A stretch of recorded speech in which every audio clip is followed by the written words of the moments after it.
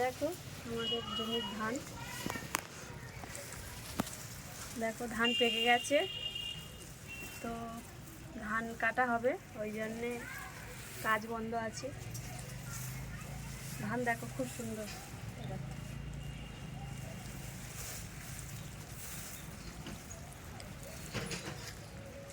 কিন্তু এইগুলো যে এইরকম আছে, একটু হালকা মনে হয়, আর একটু হালকা হবে মনে হয়। খুব ভালো হয়েছে ধানটা কিন্তু। তো অনেকটাই জমি করেছে, কতটা আমি জানি না, 2-3টে জমি। তো এগুলো কাটবে, বাড়িতে কেউ থাকবে না, ওই জন্য কাজ বন্ধ। তো তোমাদের দেখালাম ধানটা, নতুন ঘরে নতুন ধান নিয়ে দাঁড়িয়ে আছি, তো খুব ভালো লাগছে।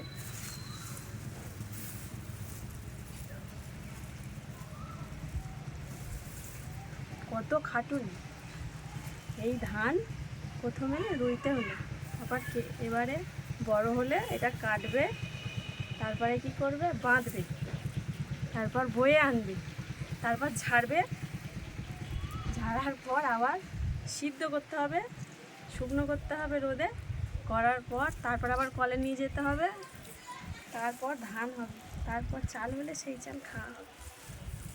তো আমাদের করে না, একটু আধটু ওই মানে ঘরে 1-2 বস্তা রাখে, রেখে বিক্রি করতে হয়। কী করবে, কত খাটুনি।